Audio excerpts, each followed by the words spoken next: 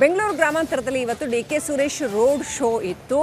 ಅವ್ರು ಹೇಳಿದ್ರು, ನಾನು ಇವತ್ತು ಮತ ಕೇಳೋಕೆ ಬಂದೋನಲ್ಲ, ಬದಲಾಗಿ ನಾನು ಮಾಡಿದ ಕೆಲಸಕ್ಕೆ ಕೂಲಿ ಕೇಳೋದಕ್ಕೆ ಬಂದಿದ್ದೇನೆ. ರಿಪಬ್ಲಿಕ್ ಕನ್ನಡದ ಜೊತೆ ಮಾತನಾಡಿದ್ದಾರೆ ಡಿ.ಕೆ. ಸುರೇಶ್.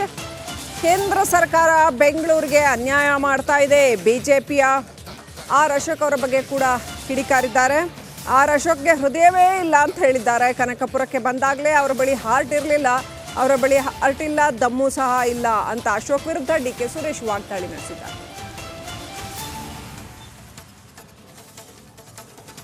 ಬೆಂಗಳೂರು ಗ್ರಾಮಾಂತರದಲ್ಲಿ ಇವತ್ತು ಬೆಂಗಳೂರು ದಕ್ಷಿಣ ಕ್ಷೇತ್ರದಲ್ಲಿ ಈಗ ಇವತ್ತು ಬೆಳಗ್ಗೆಯಿಂದಲೂ ಕೂಡ ಡಿ.ಕೆ. ಸುರೇಶ್ ಅವರು ಅಬ್ಬರದ ಪ್ರಚಾರವನ್ನು ನಡೆಸಿದರು. ಬನ್ನೇರಘಟ್ಟ ಚಂಪಕಧಾಮ ದೇವಸ್ಥಾನದಿಂದ ಪ್ರಾರಂಭ ಆದ ರ್ಯಾಲಿ ಈಗ ಮಂಟಪದವರೆಗೂ ತೆರಳಿತ್ತು. ಅದಾದ ಬಳಿಕ ಅಲ್ಲಿ ಕಾರ್ಯಕರ್ತರು ಅವರನ್ನು ಸ್ವಾಗತವನ್ನು ಕೋರಿದ್ರು. ಜೊತೆಗೆ ಇವತ್ತು ಆ ಒಂದು ರ್ಯಾಲಿಯಲ್ಲೂ ಕೂಡ ರೋಡ್ ಶೋನಲ್ಲಿ ನಡೆಸಿದರು.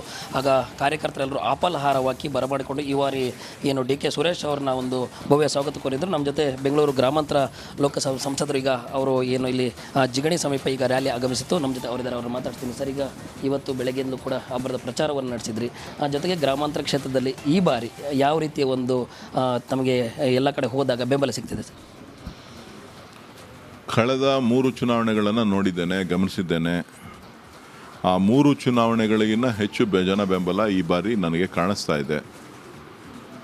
ಹೊಸ ಜನ, ಹೊಸ ಪಕ್ಷದಿಂದ ಯಾರು BJP ಜನತಾ ದಳದಲ್ಲಿದ್ದರು ಅವರೆಲ್ಲರೂ ಕೂಡ ನಮ್ಮ ಜೊತೆ ಕೈ ಜೋಡಿಸ್ತಾ ಇದ್ದಾರೆ.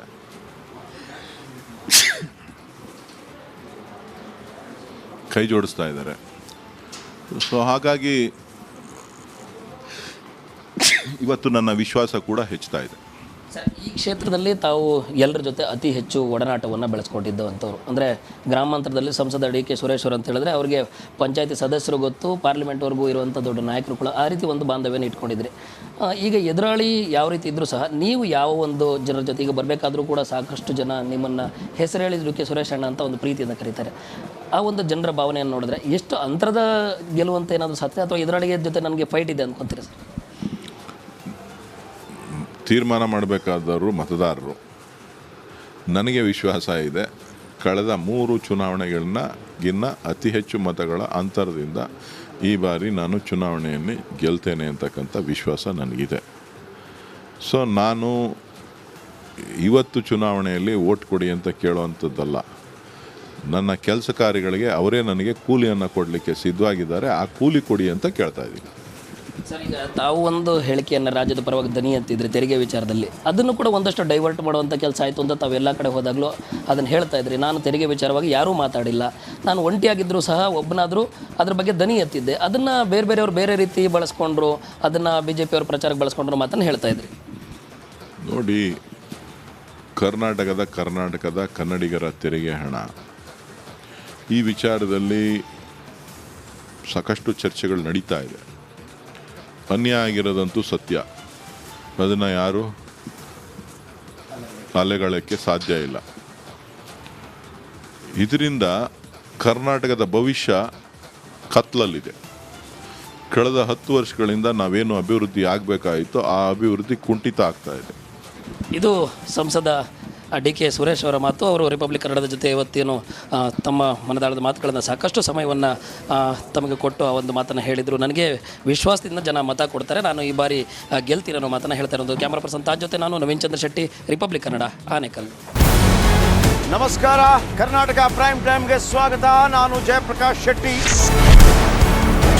ಇಡೀ ಕರ್ನಾಡು ಇವತ್ತು ರೆಬೆಲ್ ಆಗಿ ನಿಂತಿದೆ. ಈ ಹಗರಣಗಳನ್ನು ಸದನದಲ್ಲಿ ಪ್ರಸ್ತಾಪ ಮಾಡಲು ಕೂಡ ಕಾಂಗ್ರೆಸ್ ಹಿಂದೇಟು ಹಾಕಿದ್ದೇಕೆ? ನಿಮ್ಗೆ ಸಂಬಳ ಅದಕ್ಕೆ, ನಿಮಗೆ ವಾಹನ ಅದಕ್ಕೆ, ನಿಮಗೆ ವೆಪನ್ ಅದಕ್ಕೆ, ನೀವು ಅದನ್ನು ಸೆರೆ ಹಿಡಿಬೇಕಾಗಿತ್ತು. ನೀವು ವಿದ್ಯುತ್ ಬರ ಇದೆ ಅಂತ ಹೇಳ್ತಾ ಇದ್ದೀರಿ, ಎಲ್ಲಿ ಬರ ಇದೆ ನೀವು ಹೇಳಬೇಕು. ಪಾಕಿಸ್ತಾನ್ ಆಕ್ಯುಪೈಡ್ ಕಾಶ್ಮೀರ್ ಅದು ಎಂದೆಂದಿಗೂ ನಮ್ಮದು. 40 ಮೆಷಿನ್ಗಳು ತಂದಿತ್ತು ನೋಟ್ ಎಣಿಸುವುದಕ್ಕೆ, ಅದೇ ಹಾಳಾಯಿತು. ಮಥುರಾದ ಗಲಾಟೆ ಇದೆಯಲ್ಲ, ಅದು ಸ್ಥಳೀಯವಾಗಿ ಕೂತು ಪರಿಹರಿಸಬಹುದಾದಂಥ ಕಾನೂನಿದೆ.